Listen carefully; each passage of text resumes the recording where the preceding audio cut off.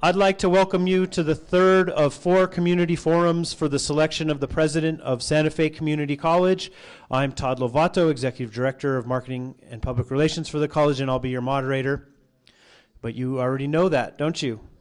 In September, the SFCC Governing Board and Presidential Search Advisory Committee invited the SFCC community to participate in 4 listening sessions as well as an online survey. Academic Search, the search firm selected by the board, led the sessions to gain input from the community. In February, the SFCC Governing Board voted in support of the finalists recommended by the Presidential Search Advisory Committee. These forums give the college campus community members the opportunity to meet the finalists and to provide feedback to the college's governing board. Before I formally introduce Dr. Becky, she likes, Rowley, let me share a brief word on the format of the forum. We have asked each candidate to prepare an opening 15-minute talk based on the following question. Please help us get to know you better by sharing how you will work to fulfill SFCC's mission to empower students and strengthen our communities. Following the presentation, we'll open up the floor and go into a question and answer session. You can submit your question on a note card at the table on the back of the room. I have some already, thank you. And I will ask as many as possible, or you can raise your hand and we'll bring a microphone to you. Laura's on microphone duty today. In respect to our limited time together this afternoon, please keep your questions brief. One last note, your feedback is valuable to the governing board, and they appreciate your contribution to this process. There is a survey at the entrance for you to fill out. It's that same table at the back with the blue paper. And after today's forum, please take a moment to fill out the survey, drop it in the comment box by the table. Please do this. Your feedback is shared with the governing board. Now, please join me in formally welcoming SFCC presidential candidate, finalist, Dr. Rowley. Dr. Rowley.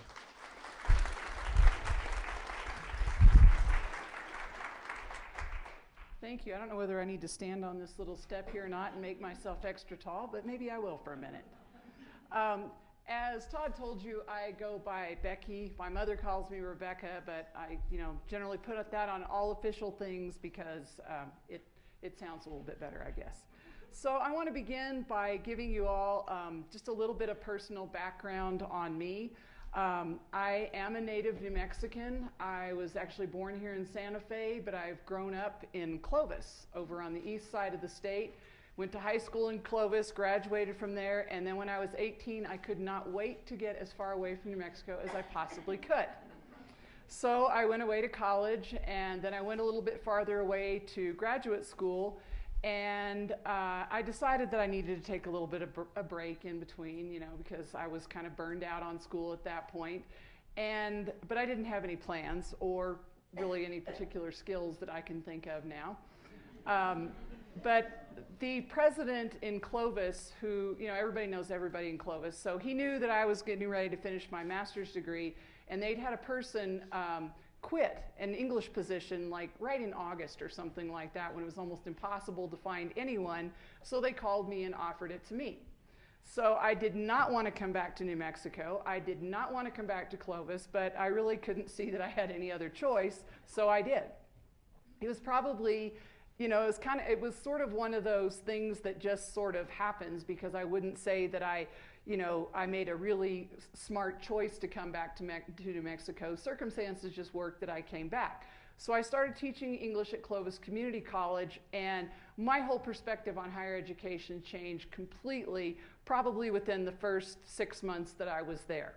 So I planned on getting my Ph.D. in 19th century English literature and focusing on my, teaching discipline and all the cool stuff that I was going to do with the Romantic poets and all that kind of thing.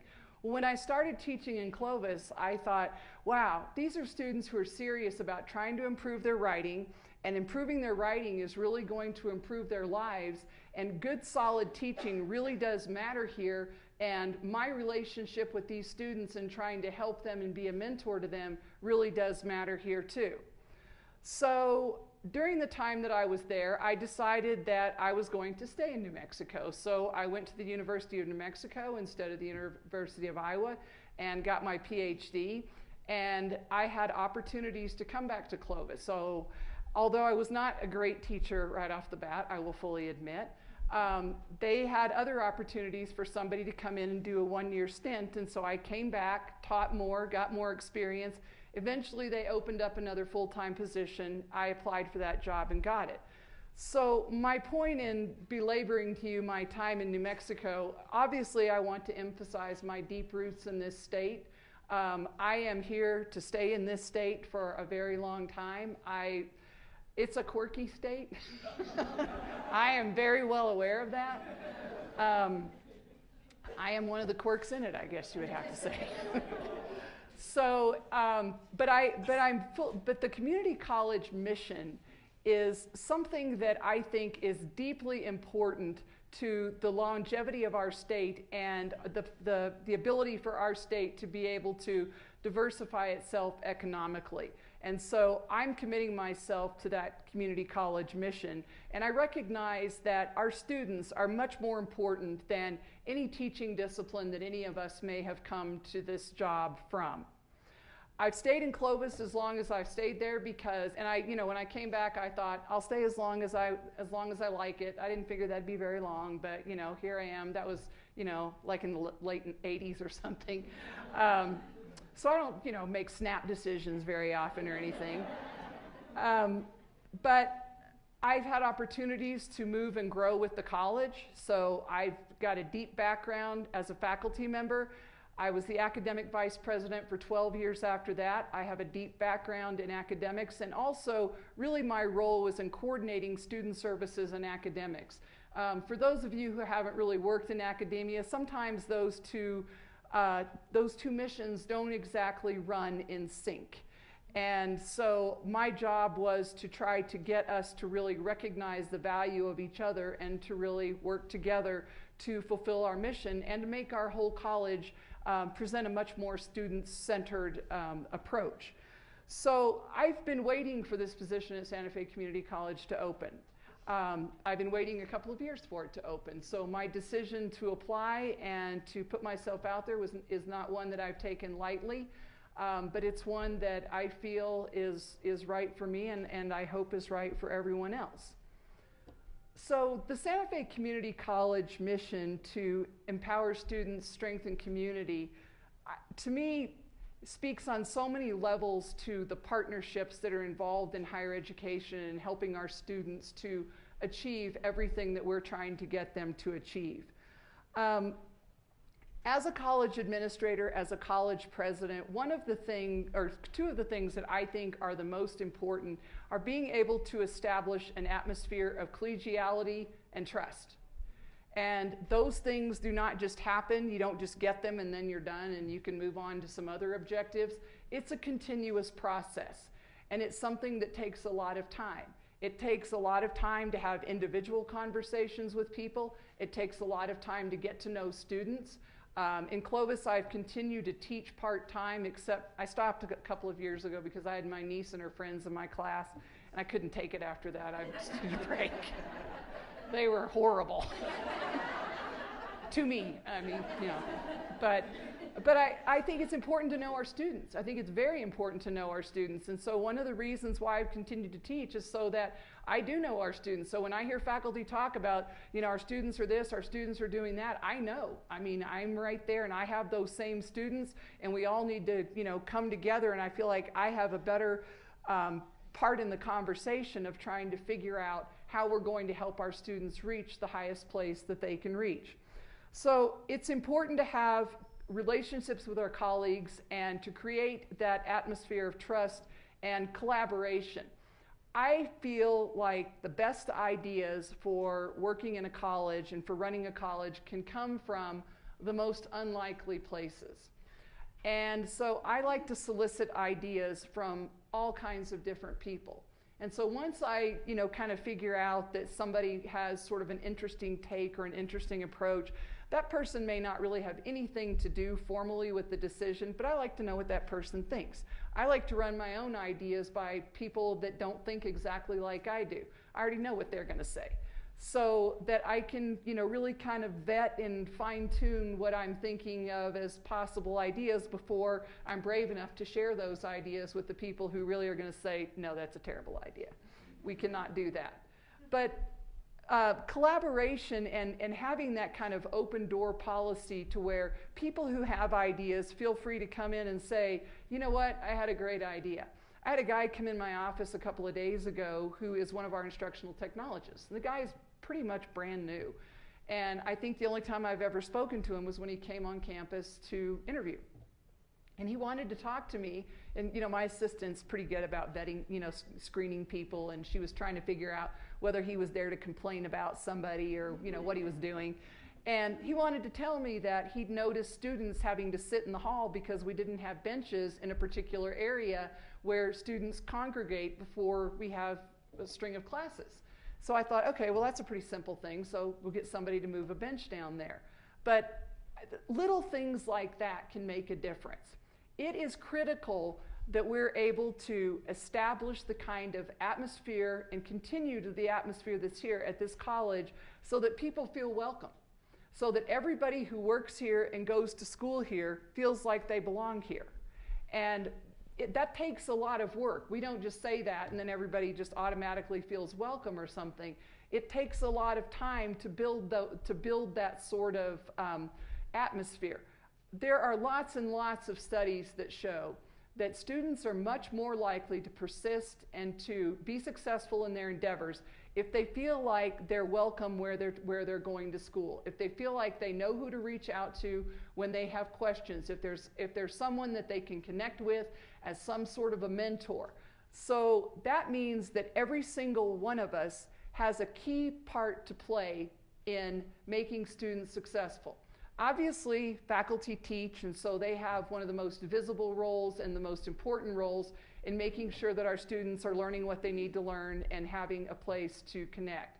But, and besides the people who enroll our students and who advise our students and do things like that, everybody who has anything to do with how this facility looks, the condition of this facility, whether or not it's too hot or too cold in here, all of those things are important and can have a critical impact on whether or not students decide that they want to go to this college, or they feel comfortable in this college, or they feel like we care enough to make sure that the environment is suitable for them.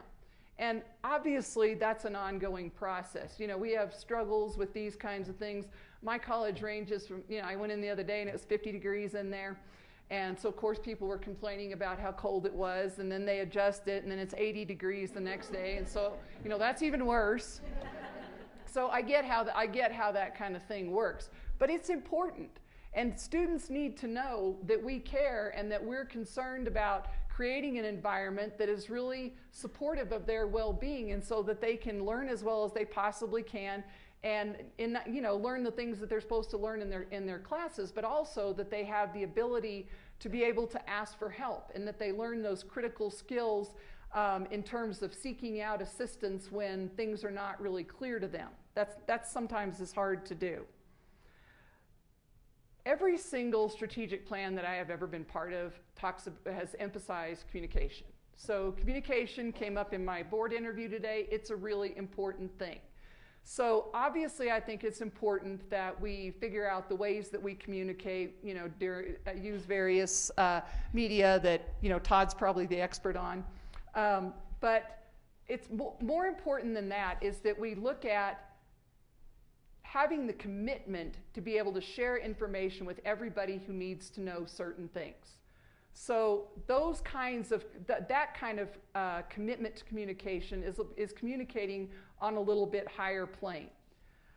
To achieve our mission, we also need to be able to use our data and use it really well. We need to use it to analyze our enrollment gaps. We need to look at coordinated recruiting. We need to make sure we're using our data as successfully as we can to meet our objectives on the higher education funding formula, and to really study the whole enrollment pipeline and see where students are, coming in, coming out, dropping out.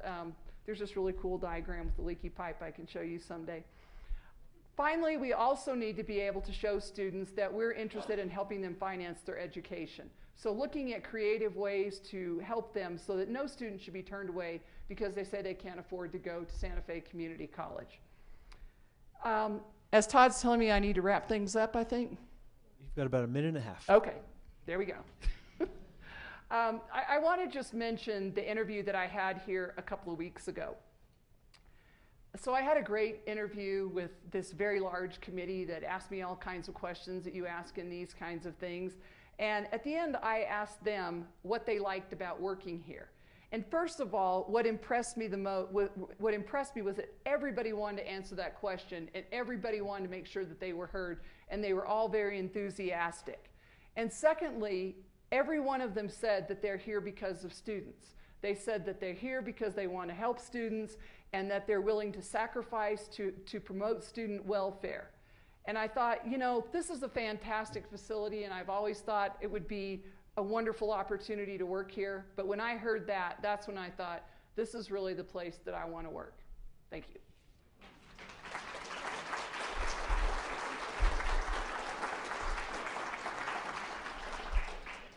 Thank you, Dr. Rowley. And there's never enough time. That 15 minutes goes fast, I know, so we're going to have some time together as a room, and you can maybe get to some, if you had left anything on your paper there, you can get to it. We'll have time. The first question, what are you reading now, and or what have you read lately, recreationally, professionally, whatever? Right now, I am reading a book called Sylvia Beach and the Lost Generation. I'm also reading Toni Morrison's Song of Solomon. Trying to think what I read before that. I still read a lot of poetry. I can't remember the title of the book, the last book I read on higher education, but it was a book on innovation in higher education. Most of the time I read things that are interesting to me, and so before I read the book on Sylvia Beach and the Lost Generation, I read a book about American writers in Paris during the 20s, and that kind of led me from one thing to the other, and you know, that's just how I go. Once I finished my Ph.D. and I realized I could read whatever I want, that has been, and that was a long time ago, that has been one of the most liberating experiences in my life. Thank you, and you're touching on this. We'll go a little deeper. Which philosophers, scientists, or researchers do you look to when developing educational policy? And overall, how can we promote better learning in our students? Well, that's two questions. That's not fair. Let's start with the first part of that. So which philosophers, scientists, or researchers do you look to when developing educational policy? You know, I don't know that I would say that I specifically look to a philosopher when I develop any kind of educational philosophy, but one of the people that has influenced me throughout my career is a philosopher by the name of Richard Rowley. And when I was at graduate school at Virginia, I had the opportunity to audit his class because I could not get in for credit. But he's what's called the pragmatist. And so there's a whole school of American pragmatism and everything, but I really do try to take that kind of holistic approach where I'm looking at how this is going to work, what kind of impact it's going to have, whether or not it's really going to be feasible, as well as whether or not it's the right thing to do. So you can't just have this kind of pie-in-the-sky philosophy that this is the right thing to do and this is what we should do, because there are going to be real people involved and real students involved and real money involved and all of those kinds of things, which will ground and circumscribe what we can do. So I think that pragmatism is really probably the philosophy that I follow more than anything. Thank you. I'm going to English romanticism.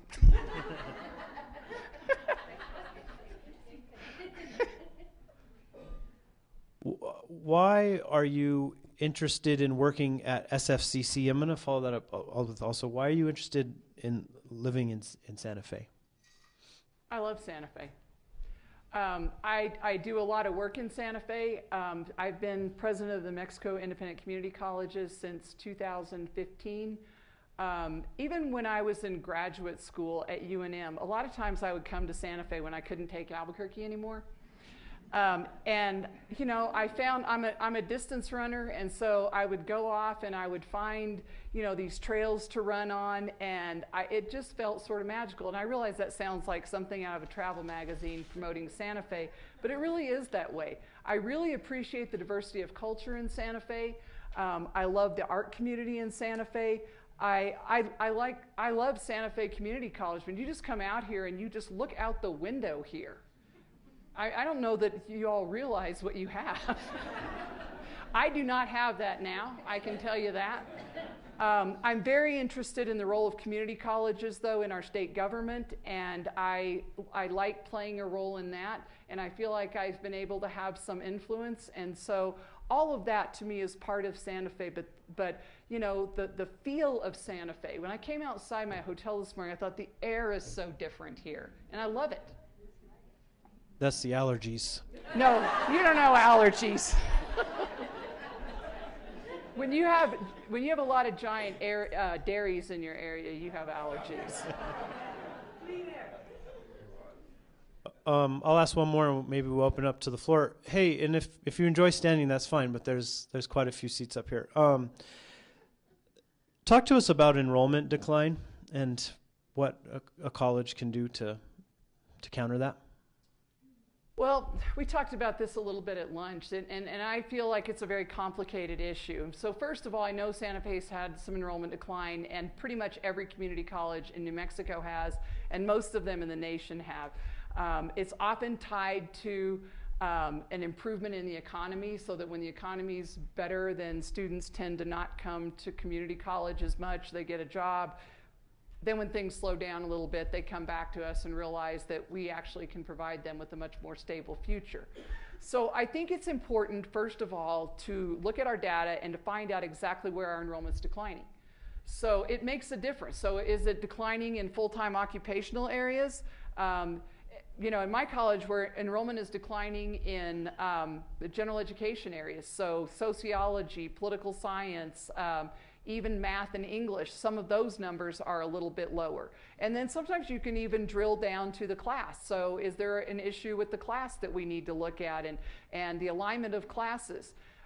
Besides looking at the enrollment from a data standpoint like that, it's important to look at that enrollment pipeline. So you have students come in and they apply somehow. What happens to them then? Does somebody follow up with them? Do they automatically apply and enroll? Is there any kind of an opportunity for students to fall out during that time between when they apply for admission and when they actually are supposed to start class? Students also sometimes, I think the whole financial piece of an education is a serious enrollment barrier. So we need to look at how students are being asked to pay, whether or not there are things that we can do to kind of provide more creative solutions to paying. I mean, somebody has to pay, but sometimes, you know, I was telling people at lunch too that I saw a kid that I know in a restaurant in Clovis, and you know, he hasn't come back to school because he told me he owed $230. And we don't have a mechanism right now to pay that $230. You know, his dad got sick. He had already gotten his Pell Grant, but we'd given him more money than what he was going to be entitled to if he dropped out by that particular date. So he owes $230, and he didn't have it. We should be able to figure out a way to cover that. And so things, you know, we have a lot of students on that list, and some of them do not owe very much at all. And looking at students like that, looking at students who have stopped out for whatever reason, sometimes students are 2 or 3 classes away from graduation, and they just quit coming. And sometimes we know why, and sometimes we don't. But if we don't know why, we should make more of an effort to figure out why. Sometimes it's transportation, sometimes, you know, sometimes it's academic, sometimes they're health reasons, but oftentimes we can do fairly small things to get them back, and sometimes they just need somebody to say, we really would like for you to come back. But it's a combination of all those things, I think. Thank you. John, your hand looks raised. Is that okay? Laura's headed over with a mic.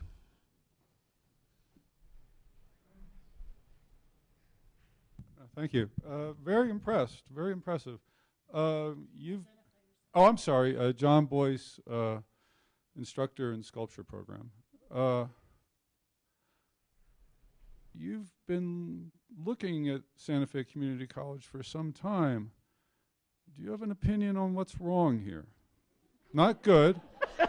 And I know that's loaded. I'm not saying, like, what are you going to do, like draconian stuff, but But you've been you've been looking at us. What are some of our problems, do you think? I don't know that I would be willing to say that Santa Fe Community College has anything wrong with it.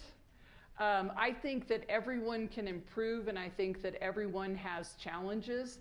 And I know that, you know, part of your history has been that there have been financial struggles, that people have had to band together and, you know, be willing to take cuts and then move on from there. That's hard. And that, I can't imagine, doesn't create some hard feelings at some point. And so I think that one of the things that, you know, what I would really do is listen to what your concerns are. I think it's much more appropriate for me to find out from you what you think the problems are than for me to come in and say, I've got the answers to all your problems. Because if I said that, you should think that, you know, I was kind of a ridiculous person. But I do think that there are some challenges in you know, trying to get everybody on the same page, and maybe some trust issues that take a long time to work on, and take a whole lot of commitment from everybody involved to try to work on those. Thank you, Nick. Welcome, Dr. Rowley. It's great to have you here today. I was hoping that you could speak a little bit about your experience managing a mill levy and developing a budget related to that mill levy at an independent community college. Well, first of all, our mill levy isn't as nice as the one at Santa Fe. But it is a different part of our budget, apart from our state appropriation, that we can spend, generally speaking, the way that we want to. And I think the first thing to assess is the stability of that mill levy. So if there are, you know, the mill levy here, fortunately, is not based on oil and gas revenue, so you don't have to worry about those kinds of erratic shifts that Lee County can experience.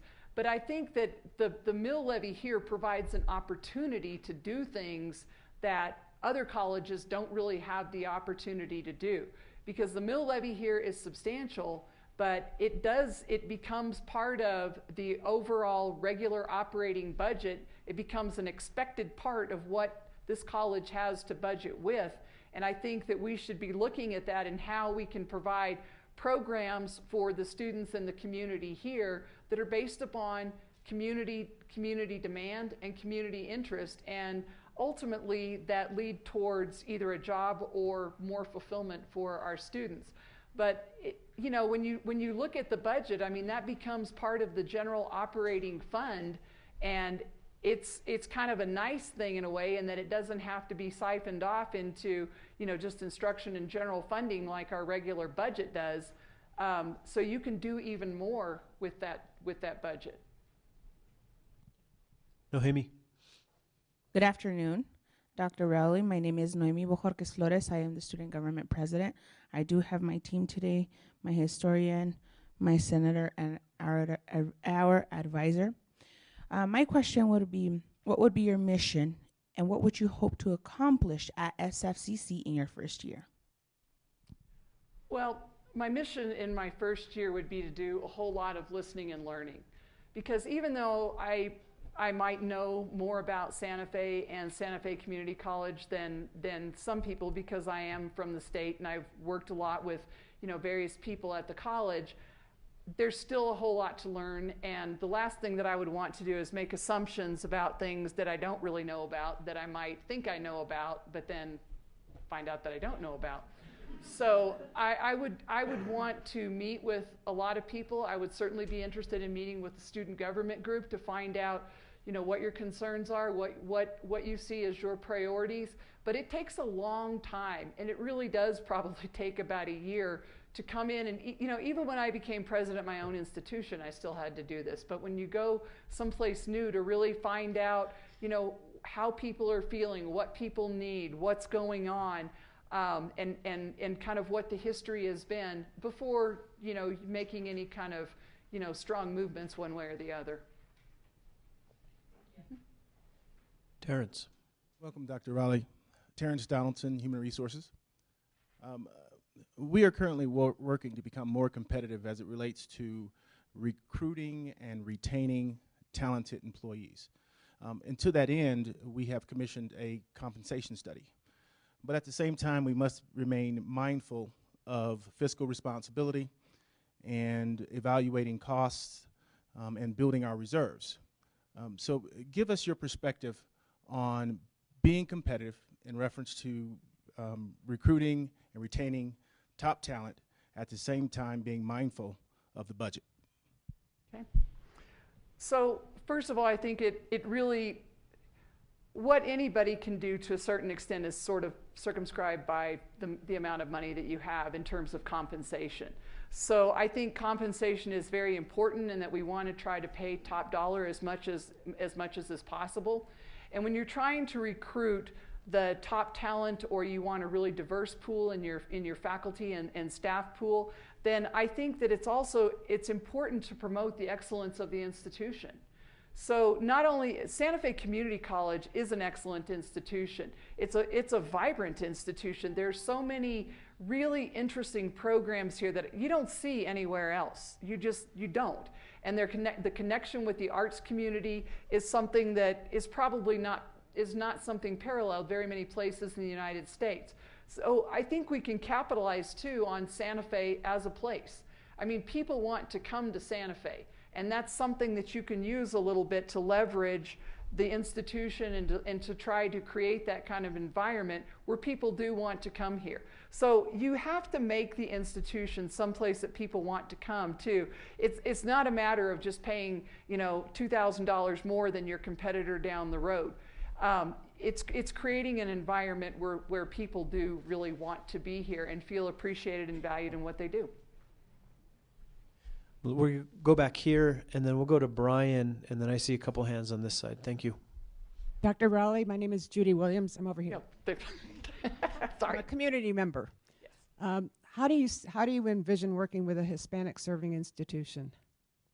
Well, actually, I work with a Hispanic serving institution right now, and I think that one of the things that's really sort of a wonderful thing about being designated a Hispanic serving institution is it makes you eligible for all sorts of really big federal grants. And so I think it's important to take advantage of all of those grant opportunities at every opportunity possible. But I think that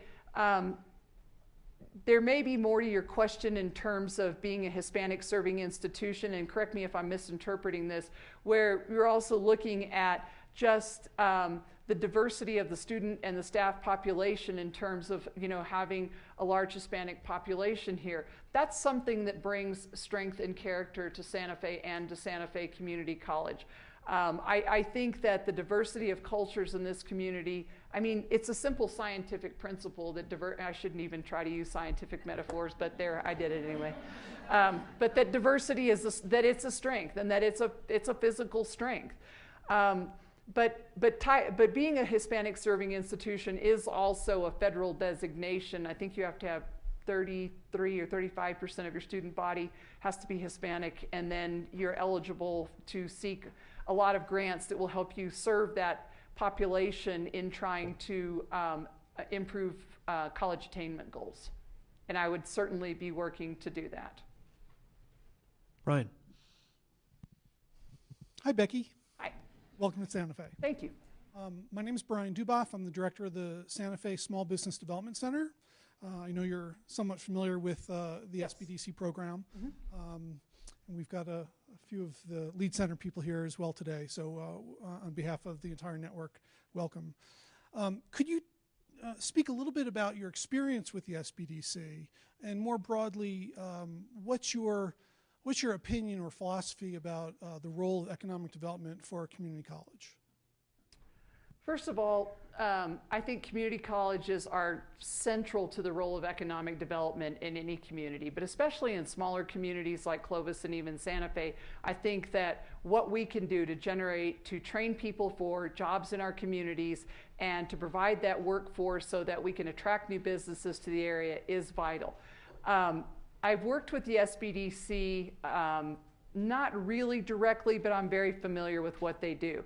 So, in Clovis, the SBDC is probably the most obvious job generator in our community. You know, we all look at, you know, being able to, provide numbers for what kinds of jobs, you know, this program's generated or that program's generated.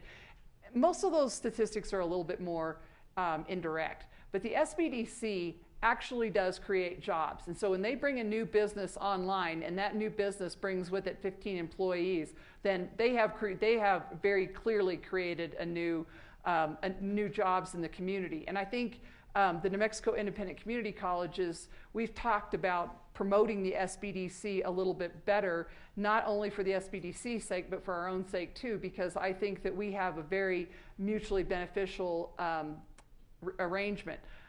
In Clovis, the SBDC has a really high reputation, and people come, you know, I know everything that you guys do is sort of secret and everything. We don't know who your clients are until you reveal the star client. But people seek it out. You know, people are always, you know, asking me about the SBDC and how they can get a loan and how they can get business assistance startup.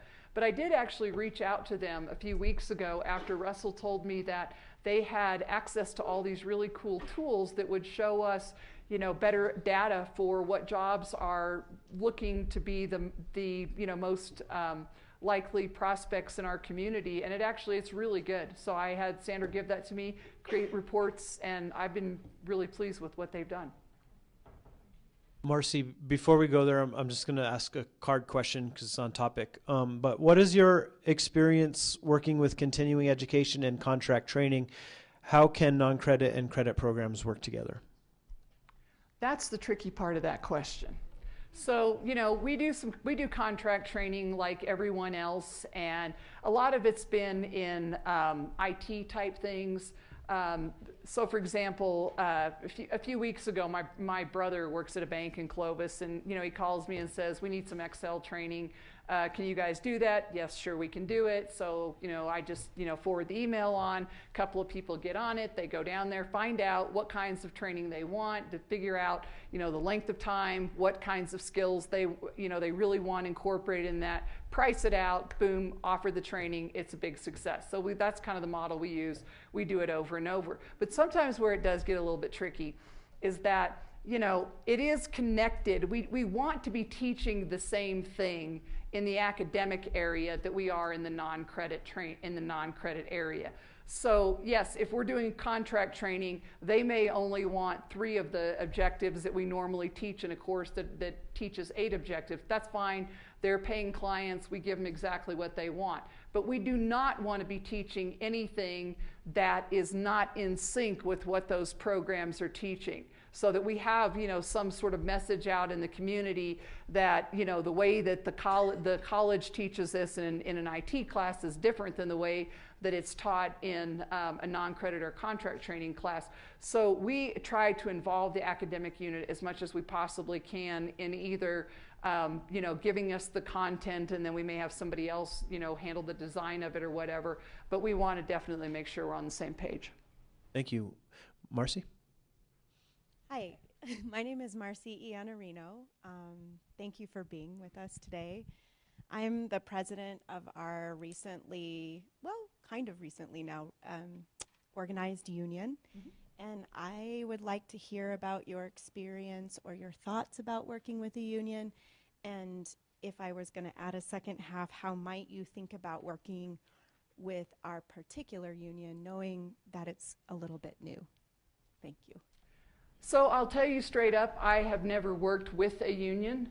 And I also know that you all have been, you know, working on getting your union started and everything. I think that unions have a very definite place in the workforce, and I think that if any employment group feels that their needs are not being met, that their concerns are not being heard, then that's generally the time that you call for the question and you start a union. So if I were in this position, I would want to work with you from the management side as closely as possible to try to work through whatever issues we're kind of, you know, holding things up a little bit. I would pledge to you that I would come to the project with the respect for both parties. I understand your job. Your job is hard, and I know that. And I think that that's an important thing to keep in mind, but I think that, you know, everybody has to give a little bit in these situations, but I think everybody knows that. And if everybody is, you know, pledging to try to look out for the greater interest with the right technical assistance and everything, I feel sure that, you know, it's a new, it takes a while the first time you do this, I do know. And so it'll get done. Dr. Rowley, hi. I'm Janelle Johnson. I'm senior counselor here in Counseling Services. And what there we go. What I wanted to ask you today has to do with student wellness. We actually have a student wellness KPI that we're working on right now to talk about some of the barriers to student success that may be non-academic. And there's a lot of talk about that. I know some people just came back from Achieving the Dream, and one of the showcase colleges was Amarillo Community College.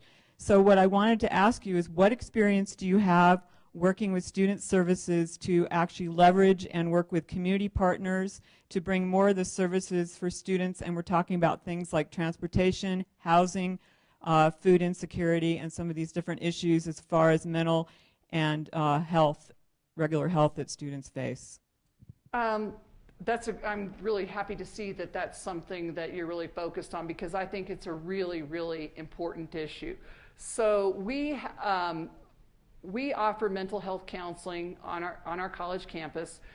It's crisis counseling, but we will also continue to see someone for a brief period of time, and then we will actually make the referral to connect them with the services within the community that are available for students that have mental health needs. But we are very involved in making that transition so that we know that it actually does happen. And it's not just that somebody, you know, gets a paper that has a list of phone numbers on it and we say, well, go call one of these people and they'll take care of you. But I know that our director of counseling, who is a licensed mental health counselor, sees a lot of people. And that's okay. I mean, I want students to know that if they feel like they're having issues, if they're having a crisis moment, he, you know, will run over. We've had nursing students that feel like they're about ready to, you know, they can't take it anymore, and so he'll run across the street and go over there and talk to them in a room over there and help in any way that he can. Clovis is a little bit, I think, like Santa Fe, only not as good in this respect in terms of public transportation. So we have slim public transportation, but we have worked with the city to create regular bus routes out to the college, because also sort of similar to this college, we're right on the outskirts of town. So it's not close really to very many things, I don't think. So we really want to make it to where, and what the problem has been is that they don't want to stay out at the college as late as our last evening class, and so you have students who are like, I gotta go or I'm gonna miss my bus. So we're really working with them to have a fixed schedule and to come out as late as our students need to be staying there. We're also in the process of starting up a food bank on our campus for our students. I had 2 people come to me a couple of weeks ago, and we've kind of, you know, tossed this around a little bit, and then we kind of thought, oh, well, I don't know if we really have the, you know, the resources and all that. But a couple of people have come to me and said, this is really important, we need to do this, and so we're going to do it. And we're in the process of, we'll probably work with the food bank locally, but then have our own services on our campus. Good afternoon, Dr. Rowley. Thank you for being here. I'm interested to know about your interface with the military there at Holloman, and how that connects and intertwines with the college mission. Actually, Cannon is the base that's right outside of Clovis. So we interface with Cannon a lot. So about 5 years ago, or a little longer than that, Cannon was on a BRAC list, and so we thought that, you know, it was going to be gone, and the town rallied and everything, and there was a mission change. It's now a special ops base, which is an interesting mission because a lot of our active duty personnel are dealing with especially traumatic situations. They get deployed pretty frequently, so we work with them and we work with their families so that we can help them stay in their classes if they get deployed, let them work online, give them incompletes any way that we can. We also work with the military spouse population in terms of trying to help them find employment in the community. We have military spouse scholarships so that we actually reach out specifically to military spouses and try to have them, you know, a lot of times they feel like they're being, you know, sentenced to hell or something when they have to come to Clovis for 2 to 3 years. I hear it all the time, so it's not a secret for me to name that. So what they do often is that's the perfect amount of time to go to nursing school. And so we will get a fairly significant group of spouses who will come in. And, you know, once they're here and once they're in the community, generally they have an entirely different attitude about it than when they hear, oh gosh, it's either there or Minot, North Dakota. That it, you know, they're not really too excited about it. So we really work hard as a community to try to integrate the military personnel in every way that we can. And, you know, people volunteer on the base. We offer classes on the base. You know, we do anything that we can for them. We're going to go Kristen, then the back corner here, and then swing over to this side of the room. Thank you. Hi, Dr. Rowley. Welcome. Thanks, Chris. So I have a question. I'm curious about your experience with or vision for coming up with a systemic approach to engaging with employers to ensure that the programs we're providing are relevant and in demand, but also that the skills we're teaching are skills that they need and that our students are leaving our programs prepared for the workforce. So. Okay. You know, I have actually seen that happen and work really well on my own campus with what I would call really high functioning advisory committees. So I don't go to every single one of them, but I go to, you know, I go when I can and I go to a lot of them. But, you know, the last time that I went to a RadTech meeting, they got out this long list of all these things that they have to check off as skills at the hospital. I mean, it was a very technical meeting. I thought it was just lunch. But they go through and they're like, you know, your students are doing a great job on this. Your students are not getting enough of this. Your students need to do more of that. We don't even do that anymore, so take that off your list. And so it works really well. But I think that it's, you know, there's sort of a reciprocal relationship where you have to have the community buy-in to where you get the right people on those committees and they go to your meetings. Because if they don't, you know, and I think for them to do that, honestly, business owners have to feel that there's a return on their investment of their time. So if they just come out and it is just lunch, they're like, whatever. But if you know, I know you all are starting up a new automotive program and everything. So what we do is we have people who are, you know, own dealerships and have like, you know, large, you know, shops in their dealerships or even independent mechanics or whatever. And so they come to those meetings and they look at what our students are doing and they give us direct feedback on what our students need and what you know, we're doing too much of that is not really as relevant as we once thought it was. But you have to that has to happen often. So, you know, a couple of times a year for sure, you have to have those kinds of meetings where you ask those questions, and sometimes people don't want to hear you're missing the boat on this, but you have to be able to hear it or you don't know. Good afternoon, Dr. Rowley. Cedric Page, community member. One of the key partners that you'll have to work with as president of this institution is the board. Could you share your philosophy of working with an elected board in terms of achieving some of the goals of this college? Thank you. Well, first of all, I think everybody is clear in that the board really helps set the direction for the college. But the ideal board for me is one that is first of all interested in what the college is doing, and that is interested in having the college make great strides in the community and really help students and really take a very learning-centered approach towards what we're doing in the community. And so I like a board where I'm able to work with them, ask their advice on certain things, run things by them or whatever, and yet the board understands that, you know, the president is the chief executive of the college and, you know, hires and fires at a certain level and gets involved in you know, the day-to-day concern.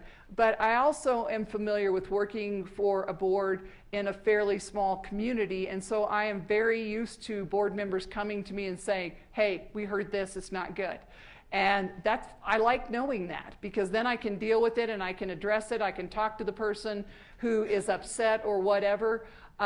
Those things can be, those things can be really helpful. I think board retreats where you can, sort of talk about the direction, the strategic direction of the college, and to have board involvement and input and working on the strategic plan together is really important. Thank you. Over here. Good afternoon, Dr. Rowley. My name is Sherry, and I'm a student employee and also a student. My question is, in your own terms and opinion, if you will, define the difference between equity and equality, and how will you implement both in our community here on campus? Okay. Equality, I think, is less a term that, it has to do more with our equal status in a legal sense, and that, how we're on common footing in a legal sense. Equity is a critical issue in our state and in most states. So it basically involves being able to make sure that students or anyone is able to come to the table on equal footing with their peers.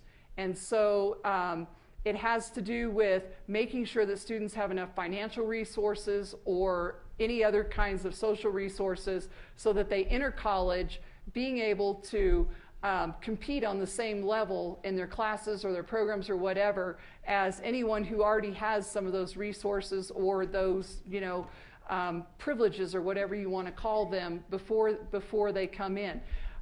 It's critical in New Mexico because there is such an equity divide in New Mexico, and there is a lot of places, but it's really pronounced here. So I think that it's important that we address those issues so that, as I said a minute ago, no student should feel like they can't come here because they just can't afford it. We need to look harder and work harder to be able to find those resources so that we can close that equity gap. Okay, I'm going to ask one now. Official state question, red or green? Christmas. That's actually the correct official answer, too. I didn't know. Okay. God, I was going to say Pepsi or Coke, but I'm not going there. Dr. Rowley, my name is Ernest Kavanaugh. I'm the director of the Office of Student Development. Welcome to our campus. So mine is like in 3 parts, but they're pretty simple. Those are never simple. The first one is, when I look at our government and leaders, one of the things our office does is develop the leaders of today. So what do you believe makes a good leader? And even better yet, what makes a great leader, or if you can delineate the two? And how would you utilize those skills to help our faculty, staff, students, and administration at Santa Fe Community College? I'll try to remember all those 3 parts. So I think there are a lot of different skills that go into making, that go into, I'll just say, a great leader, because I think first of all, I think it's important that you have the ability not to take yourself too seriously. I mean, there is a certain amount of authority or whatever that you have in any kind of a role, like a president or whatever. But if you think that everything you do is that important and makes that much of a difference, I think that, you can kind of take yourself slightly too seriously. So I think it's important to be able to put things in perspective and step back and look and realize that there's a big, complicated picture here. And it is important to be able to look at that. So a lot of times, leaders do have to be able to step out of the trees and to be able to survey the whole forest. But you also have to have, it's kind of like, being able to pay attention to what's close up and then keeping your eyes on the horizon at the same time. And that's really the skill that I think you have to cultivate. But the other important piece of that is having a message and being able to motivate people. And I don't mean that you have to have some kind of catchy inspirational saying every day or anything like that, but I mean more that people see that you believe in what you're doing and that you think that you want everybody else to believe in it too, and that you kind of lead by example. It's not just about what you say. I mean, anybody can, copy speeches from somebody or do something like that. It's about what you do. So it's about finding the way to motivate people when they don't necessarily feel like they want to keep doing this, or you have tough times that you have to get through, and to be able to recognize that people are doing a great job and keep them on course and let them know that you really fully appreciate what they're doing, and that this is hard for all of us. I mean, no one thinks that this is easy. It's not. But I think that those skills are the most immediate ones. And in terms of inspiring, leaders and our students, I think, first of all, you have to know your discipline. So you can't just fake your way through it and just assume that, if you stand up there and have tricks or props in a speech or something like that, that's going to make people think you know what you're doing. So you have to do the work to really understand, what the business is and what it is that you're trying to help people work through. That's kind of a technical piece, and there is a very technical piece to it.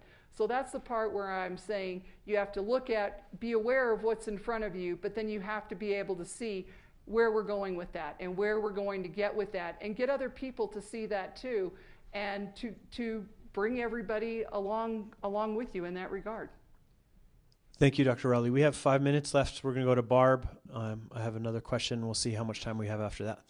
Hi, Dr. Rowley. I'm the Director of Institutional Research, and my question is about the funding formula. Could you tell me what your familiarity is with the coming changes and the challenges we face and how we can be successful? I was hoping you were going to ask me to diagram the funding formula or something like that, but no. So this is what I think is going to happen with the funding formula. There has been talk that there's a desire to pull the student credit hour piece out of the funding formula, or to at least lessen it significantly. And what that would mean then is that the performance piece of the funding formula is enhanced much more than it is right now. So this year I think it was at between 2 and 4% or something, and it's gotten up to about 8%, and then we kind of never really let it get much past that. I think there are some things in the funding formula that need to be addressed before we take it much further. I do not think that I am the person to address those things. I will tell you that straight up. I'm not a formula person, but I have watched those numbers being run year after year after year, and I have watched colleges who have improved their performance, but because they haven't improved their performance as much as another college, they're not going to really gain any money.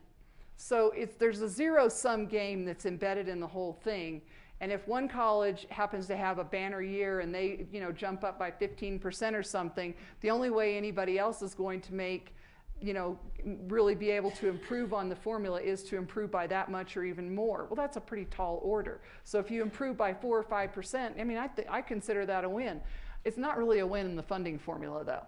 So, and I think the people who are much smarter about this sort of thing than I am are very well aware of this, and so I've been in some conversations with the higher education department and the LFC about making some changes there.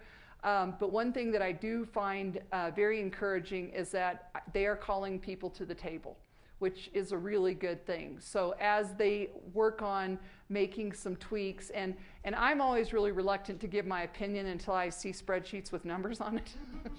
Because sometimes I may think theoretically that it's going to happen this way, and then I like to see the numbers before I say anything too public about what I would really support. But we are going to be brought to the table, so I do think that's very encouraging.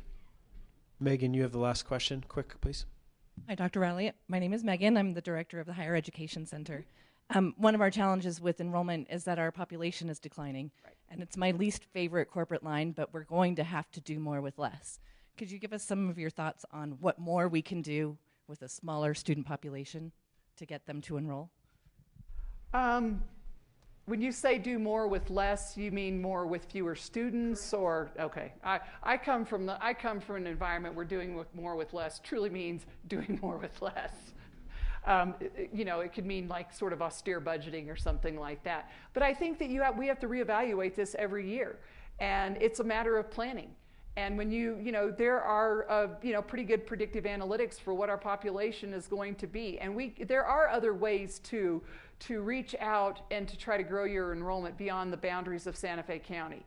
So, Clovis is a pretty small school even for New Mexico, but we have all of our growth really is in online education. And so we have what I would almost consider a small campus outside of Detroit. And it just sort of popped up. So we have all these students that are taking nursing prerequisites in a suburb of Detroit, and they go to a hospital nursing program in that area, but we probably have 40 students from there. And so, and their advisor actually calls our advisor, and our tuition is low enough that, and we offer what they offer, and we've actually made some curricular changes based upon curricular changes that they were going to make, because we consider them important. I think we have to be open to relationships like that, and open to a little bit more aggressive marketing, where you kind of reach out beyond the bounds of right around here and see what people, what kind of students we can attract. Thank you. Let's give thanks to Dr. Rowley. Thank you very much. Thank you. Thank you all.